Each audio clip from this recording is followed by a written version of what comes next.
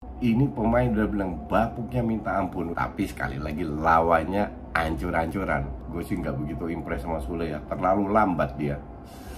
But anyway, kardus of the match ya.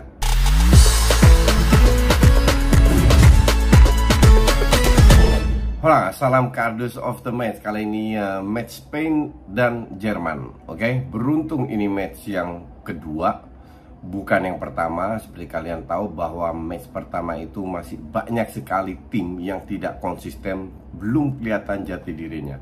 Ada yang mendadak beruntung kayak Arab sama Jepang, di match kedua kembali ke habitatnya. Dan Spanyol di match pertama main luar biasa bagusnya, tapi juga karena Costa Ricanya ancur-ancuran. Jerman kalah lawan Jepang, they have to bounce back. Dan beruntung Jepang kalah tadi lawan Costa Rica.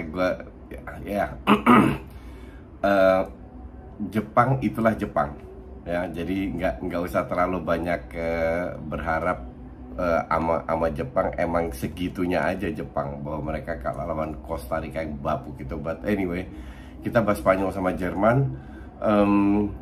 Spanyol tidak merubah pemainnya, sama semua. Jerman merubah sedikit. Yang dirubah oleh Jerman itu bek kanannya Sule diobok-obok, terlalu kaku, akhirnya digeser ke center back Theo Kehrer. Dan gue nggak yakin Theo Kehrer ini, kalau kalian ngikutin gue udah lama, gue udah berkali-kali bilang pada saat dia main di PSG, gue bilang ini pemain bapuknya minta ampun. Dan kemarin kembali terbukti bahwa dia bapuk. Rudiger dan Raum sama di tengah, Kimmich, Goretzka. Bukan Gundogan digeser ke depan.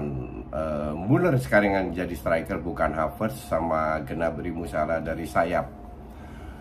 Tapi Müller 2 match ini nggak main bagus juga. Jadi full Crooks diberi kesempatan. Kalian lihat tadi dia cetak gol di Jerman, layak diberi kesempatan. Tapi kalau kita lihat jalannya pertandingan dari awal, itu bahwa Spanyol menguasai bola.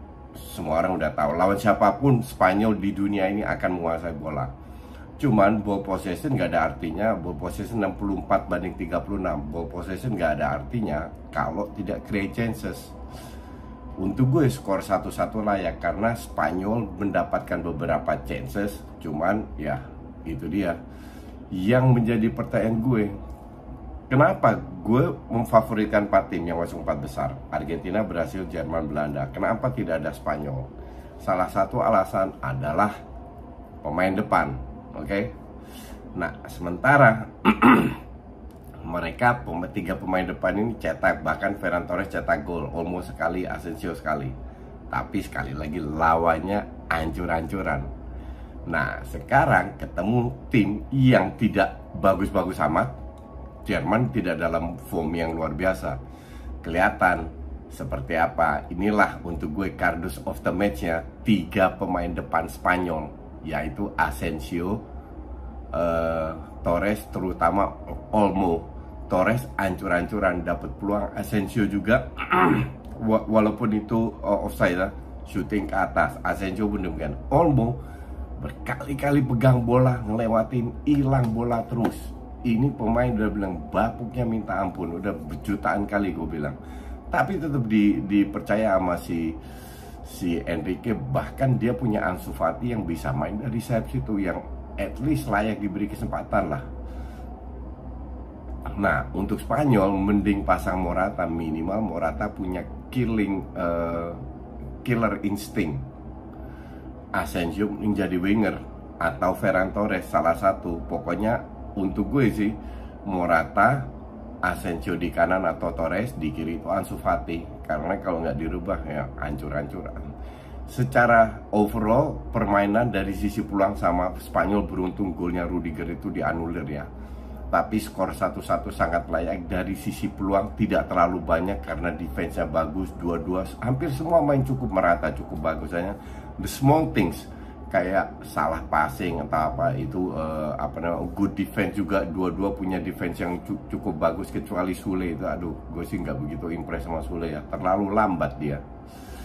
But anyway, kali ini kardus of the match-nya 3 pemain depan itu Asensio, Olmo, dan Torres. Kita lihat lagi besok ada kardus of the match juga. Kita bahas besok itu ada live Uruguay lawan Portugal. Itu harusnya lebih seru.